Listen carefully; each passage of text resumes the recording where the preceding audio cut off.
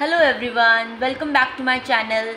सो अब डॉक्टर बन रहे हैं तो इतना तो पता होना चाहिए कि गायनी में कैसे हिस्ट्री ली जाती है। तो आज हम क्या पढ़ेंगे, हिस्ट्री लेनी कैसे है पेशेंट की गायनी डिपार्टमेंट में। सबसे पहले अगर हम बात करते हैं तो नॉर्मल तो वही नाम, उसका सेक्स क्या है, एज क्या है, ये नॉर्मल ऑक्यूपेशन क्या है, ये हम ना सब हिस्ट्री में लेते हैं, चाहे पेशेंट किसी भी डिपार्टमेंट में जाए। बट अगर हम गायनी की बात करते हैं तो थोड़ी चीज़ें कुछ ऐड ऑन हो जाती है। फॉर एग्ज़ाम्पल पहली स्टार्ट होती है उसकी मेंस्ट्रुअल हिस्ट्री। क्या पूछते हैं हम उसकी? Menstrual history.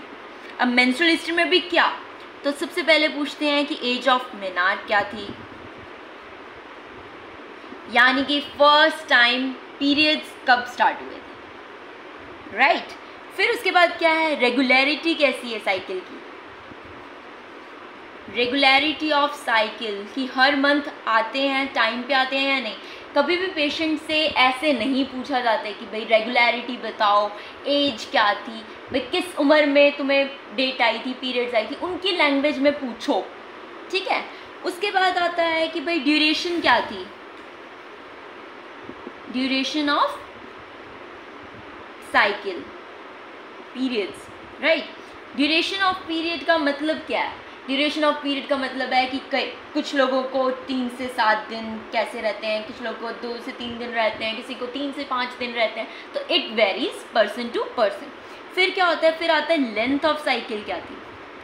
अब लेंथ ऑफ साइकिल की भाई 28 दिन के बाद मुझे तो आ जाती है भाई, ऐसा टाइप, ठीक। कुछ लोग बोलते हैं कि 28 डेज पे बिल्कुल आ जाती है, कुछ लोग बोलते हैं कि 30 दिनों पे आती है, कुछ लोग बोलते हैं मुझे 35 भी हो जाते हैं, तो वो आता है लेंथ ऑफ साइकिल में। फिर आता है अमाउंट, कि ब्लड कितना, ब्लीडिंग कितनी हुई, एक्सेस तो नहीं थी। फिर एक वर्ड आता है QOC। QOC हम पूछते हैं कि सैनिटरी पैड कितने यूज़ हुए थे, राइट। फिर उसके बाद आता है LMP। अब ये क्या होता है, अब ये शायद तुम्हारे लिए नया वर्ड हो, LMP, that is last menstrual period. Last menstrual period, last menstrual period का मतलब है कि वो पीरियड्स जब आए, उसका जो फर्स्ट डे था उसका, वो उसकी डेट, वो हम लिखते हैं लास्ट मेंस्ट्रुअल पीरियड। कोई भी अगर लेडी अगर गायनी के पास जाती है तो ये मतलब ये चीज़ें तो कॉमन उससे पूछी जाती है। फिर उसके बाद क्या आता है, आगे देखते हैं हम। उसके बाद क्या आता है, past medical history. Menstrual history पूछ ली हमने उससे, अब हम उससे पास्ट मेडिकल हिस्ट्री पूछेंगे। अब उसमें क्या आता है, past medical history. Past medical history में क्या आता है कि कहीं डायबिटीज तो नहीं है, वो हाइपरटेंशन का पेशेंट तो नहीं है, हेपेटाइटिस तो नहीं है, उसे कोई सिस्टमिक डिसीज़ तो नहीं है कि अस्थमा वगैरह तो नहीं रहा, या कुछ भी ऐसा है जो उसकी हिस्ट्री में हमें पता होना चाहिए। चाहे एक मोमेंट के तुम्हें लगे कि ये पूछना ज़रूरी नहीं है, बट कहीं ना कहीं वो काम आती है। क्योंकि अगर हम पेशेंट को कुछ दवाई दे रहे हैं, क्या पता वो डायबिटिक पेशेंट को नहीं देनी हो, तो इसलिए हम क्या करते हैं, पास्ट मेडिकल हिस्ट्री भी उसकी पूछते हैं। फिर आता है फैमिली हिस्ट्री। फैमिली हिस्ट्री, अब भाई ये क्यों पूछना है, तो ऑब्वियस सी बात है भाई, जब हमारे पास कोई पेशेंट आता है, मे भी उसकी ब्रेस्ट में कोई प्रॉब्लम है, तो हो सकता है भाई उसको जेनेटिक ही हो, उसकी मेलिग्नेंसी जेनेटिक ही हो कि भाई इसको तो ऐसा होता ही है, या कुछ भी है, अगर ओवरी में सिस्ट बन रहा है तो हो सकता है उसका जेनेटिक प्रॉब्लम हो। तो फैमिली हिस्ट्री इज़ मस्ट, पता होना चाहिए कि फैमिली में है तो हो सकता है कि आगे इसको हो, मैं कोई मेडिसिन दे दूँ उसकी वजह से वो बढ़ जाए, अगर वो पेशेंट प्रोन है उस डिसीज़ के लिए, तो मैं वो मेडिसिन दूंगी ही क्यों। तो फैमिली हिस्ट्री भी बहुत इंपॉर्टेंट है। फिर आता है ऑब्स्टेट्रिक हिस्ट्री। ऑब्स्टेट्रिक हिस्ट्री, अब ऑब्स्टेट्रिक हिस्ट्री में ना अगर हम सीधी बात करें तो हमारे पास ना एक बहुत ही प्यारा सा फॉर्मूला होता है, दैट इज GPLA। अब ये तो कुछ नया आ गया, अब क्या होता है ये भी देखते हैं। G is gravida, P is parity, L is live children, then A is abortion. अब इन वर्ड्स के बारे में तुम्हें क्लियर पता होना चाहिए, क्योंकि कभी किसी गायनी की प्रिस्क्रिप्शन देखना, उस पर ये GPLA लिखा ही लिखा होगा। अब G स्टैंड्स फॉर ग्रेविडा, बात हो चुकी है।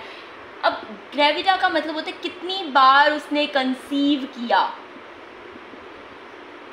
मान लो लेडी का एक बच्चा है, ठीक है, एक बच्चा है लेडी का, और दूसरे बच्चे से वो अभी प्रेग्नेंट है, वो 3 मंथ प्रेग्नेंट है, 3 मंथ की वो क्या है, प्रेग्नेंट है। तो उसका ग्रेविडा 2 आएगा, ठीक है, 1 नहीं आएगा, 2 आएगा, क्योंकि वो अभी कंसीव उसने दूसरा भी कर लिया है, अभी वो डिलीवर नहीं हुआ लेकिन कंसीव हो रखा है। तो ग्रेविडा यहाँ पे कंसीव वर्ड को डिनोट करते हैं। Then we have parity, P for parity. अब पेरिटी का मतलब क्या होता है? पेरिटी का मतलब हो गया है कि वो बेबी डिलीवर होना चाहिए।